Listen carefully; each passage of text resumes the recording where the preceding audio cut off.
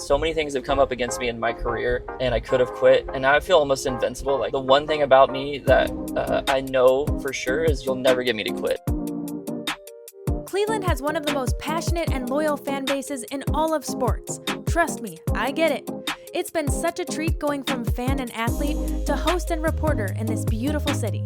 Let's hit the road and take some of your favorite Cleveland sports personalities for a spin around the land. I'm Gabriella Cruz, and this is Cruisin Cleveland.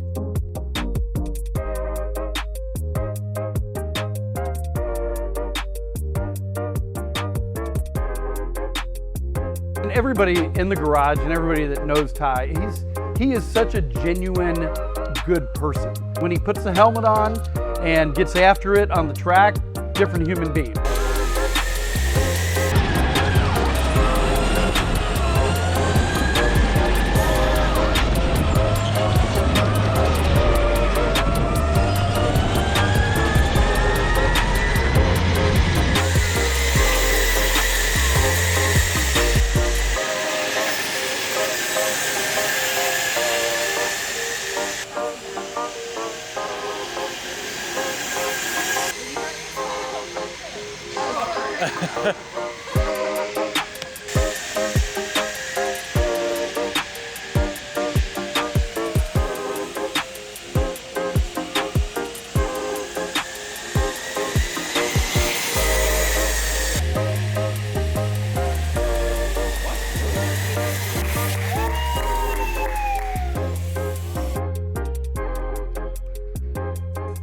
Drive real slow, unlike what we were just doing. Yeah. But welcome to Cruisin Cleveland. This is just an opportunity to get to know you more Okay. outside of the track, but also Yeah. your story, you know? You've got NASCAR in your blood, your grandfather's a legend, dad, brothers driving. How did you get into this? So I started when I was 13 years old. I was in love with every other sport up until then. Wanted to be a football player. That was probably my first passion. But with my grandfather being in racing, like, was something I was always around. And when I was 13, called him up, was like, hey, I want to try this out. And did a little test in a car called a Bandolero, which is kind of a go-kart, but it has a full body on it. And went and did it. And I guess whatever's maybe in my family's blood, it clicked, and was in love with driving cars from that point on. And really from that point, I raced probably 70 to 100 times a year. I missed a lot of school, missed a lot of days in high school, and just chased it, and was lucky enough to be successful at every level all the way up to the Cup Series. And that's where I'm at now. I've probably been racing cars now for 20 years. It's been an awesome career. It's been most of my life has been driving race cars. What has been the highlight of your career? You've got a very impressive resume. Oh, thank you. I think probably the biggest win of my career was at Indianapolis Motor Speedway, which is probably the most famous speedway in the world. Obviously, IndyCar, they have the Indy 500 there. F1 used to race there. And in NASCAR, too. I got to kiss the bricks and do the famed drink the milk. And so I won there in the Xfinity Series, and that was probably the biggest win of my career. But I've also accomplished some great things that I think when I was younger probably didn't mean as much to me as they do now. Making my 250th Cup career start. I'll have my 500th career NASCAR National Series start coming up here in a couple weeks. So those are things that mean a lot to me now, and hopefully that first Cup win is on the horizon. What keeps driving you? Yeah, you talk about that first Cup win. You've got so many years of experience under your belt. Just give us a look at that mental side of the sport. Yeah, for sure. When I was younger, I was winning everything, and you get to the top level of any sport, and I think you hear the story quite a bit, and it's hard. There's only one winner in our sport every week, and there's usually 40 losers, and dealing with that can be tough. I think definitely in the younger parts of my career, I struggled with the mental side of it, and put a lot of my self-worth in what the result on the board might have said, instead of just my effort and my passion and what I put into it. And I think as I've matured and been able to be in the sport longer and had some successes, the wins come in different forms. You gotta set goals each week that you're proud of, that you want to go achieve, and you do that, and then along the way the results are going to vary, but the results are going to get better too. And those are things that I've found successful for, like, my mental state. I think having a solid mentality every time you strap into the race car of what a good day is going to be no matter what, in your opinion, is probably the biggest thing that I try to focus on, is win the day for me. And when I leave the track, I'm satisfied with my work and my effort. And as long as I'm working hard and I leave every race saying I did everything I could, I turned every stone to try to win the race, I feel satisfied. How much mental energy does racing take? A lot. Some races are more physical than mental. But they're butt cheek has yes, exactly. Some of the races you get cramps and you get sore spots in different places. Definitely probably the worst is a cramp on my butt cheek before. So I was getting a foot cramp just doing the go-kart thing. I'm like, I don't even know how these people do it. You have these small little fine motor movements inside the car, but you're doing it for 5 hours straight, and sometimes you find the weak spots in your body real quick. Right. But yeah, I think sometimes it's more mental. You'll get out and your brain just feels like mush at some of these races because we're thinking so fast and things are happening in a tenth of a second. Like on a stopwatch, if you try to click a stopwatch within a tenth of a second, it's almost impossible to do. So we're trying to think that fast and think ahead of the game. Also trying to communicate with our team of how we can progress throughout our day. So sometimes you get out and you just want to like take your brain out and put it on ice for a couple hours. And then sometimes you get out of the car and you feel mentally good because it was just a physical race where you had to push hard for every lap and your body is tore up. But it's a balance of taking care of both of them for the longest season in sports with 38 races in a year. Wow. And so you talked about the highlights of your career. You've also got 3 kids and a wife. How do you balance the schedule? I think having them probably makes it even easier because I get to do it with them. My wife's been my biggest supporter throughout my career, and she's the one that knows like all the ups and downs and the behind the scenes of how I really feel, and I can be the most vulnerable with her. And then my kids, like they're 7, 4, and 1. My daughter is she's our oldest, and she isn't as crazy about the racing, but she loves going and seeing her friends at the racetrack. So she's always a good perspective of like, no matter what dad does, she's having fun. And then my son is in love with racing, so he's super into it at 4 years old. And I love taking him around and teaching him all the things that I learned as a kid around the racetrack. So it's a blessing to be able to take them and go to the races with them and share the experience. Whether we win or lose, they're getting to watch dad try his best every weekend, and hopefully it teaches them a lesson for their future of never giving up on their dreams and always committing to their goals. Do you think any of the kids have an itch for driving?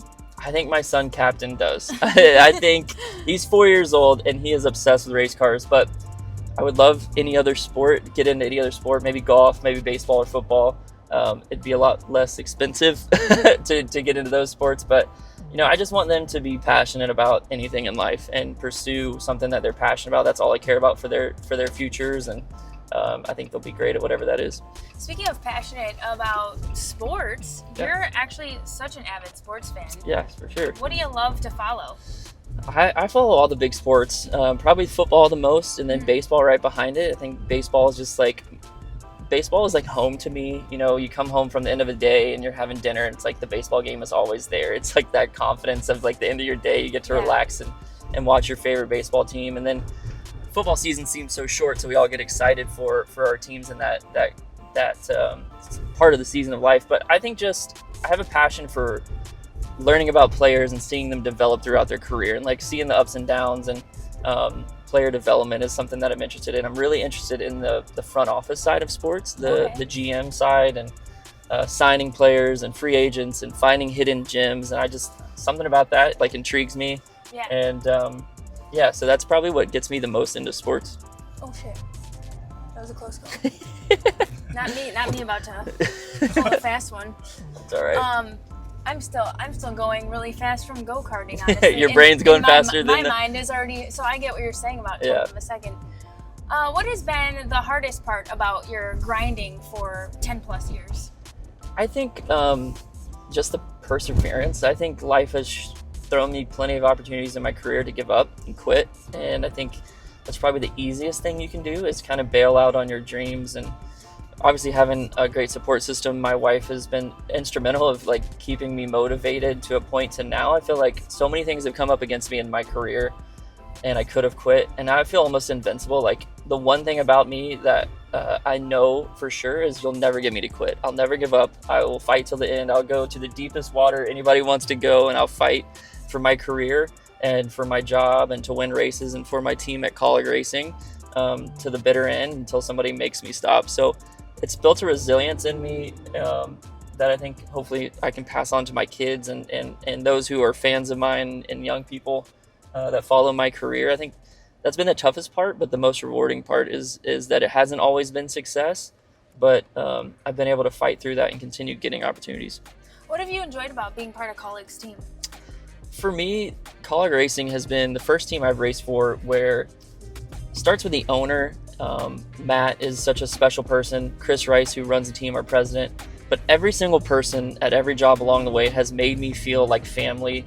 They have made me feel like they believe in me, and they have slowly built, even people working for Colleague companies and Colleague marketing who have met me or I've met them, have made me feel like they believe in me. And that's so awesome. For drivers, confidence is the biggest thing. You want to feel believed in. And they've built something back into me that I think was there when I was winning races at a younger age, and through the years of cup racing I haven't had, but it's coming back, and I'm feeling so excited for our future together, and I really believe that we're going to be able to win races together in the future. One question I have, how do you talk smack? Like, how do race car drivers, because even us out there, it's like, is it after the fact? Like, how do you get in somebody's head? Is there any of that jawing that happens in the sport? Funny enough, like, I usually am pretty kept to myself. A couple weeks ago, I had a driver run into me down the straightaway, which I thought was a pretty cheap move. So I just told him, hey man, don't worry about me wrecking your car. I'm just gonna have to get out and beat your, Beat your butt? butt to keep it PG. I was pretty upset at the moment, but we are playing a sport that has high danger factor, and when people don't really take that serious, and I got wrecked down the straightaway going the wrong way, which is a move that, like, when you get turned down the straightaway the wrong way, as a driver you have no control of that. Sometimes in the corner, if you're bumping people, you have a control over it and you can save it, and that's kind of like fair play in our sport. But when you hook somebody the opposite way and they don't really have any control, that's when it goes out of bounds. So that's the only time I really get too upset. I'm usually a pretty level-headed guy, but at some point you got to stand up for yourself, just like in any other sport. I think sometimes it comes down to like a hockey mindset. Like, it's all fun and games until somebody takes a real cheap shot. Sure. I maps this. Stand by. Boss GoKarting. It's right behind us. It is right behind us. Yeah, we just passed it. Okay, Yeah, you're good. You're good. We're gonna get up here a little bit. Look around. Yeah. Yeah, these aren't exactly my parts. This is like, we're near the airport. It's a little bit more industrial side of Cleveland. What do you enjoy about Cleveland? This is my first time here, so I've only I've watched all the sports teams for a long time. So yeah, you guys are taking me to a beautiful part here. This is like a really random part of Cleveland. Yeah. Just so you know. So, but my first stop was the Rock and Roll Hall of Fame, which was super awesome. I loved that. I'm a huge music fan too, so I could spend, I feel like, days in there just checking everything out. And then they took me to a go-kart track, so like, all right, it's easy to win me over to do that. Yeah. But no, it's what I think is the coolest. I don't know a whole lot about Ohio, but I know our team owner Matt has such a love for this state and his cities, and he puts back so much into his cities, gives to charities. He has the big college companies golf tournament coming up here soon, and we're all excited that we're going to come back into town for that golf tournament. Okay. I'm a decent golfer, so I'm excited to maybe play the Pro-Am and come back and hang out with everybody. So I know his passion for it, and getting to know Matt, like, when he's passionate about something, it's a good thing. So we're glad to represent, like, our team is based out of North Carolina, but we feel like Ohio is our second home. Yeah. And we hope everybody here supports us and knows that we support this state and this city just as much as we treat it like it's a hometown for us too.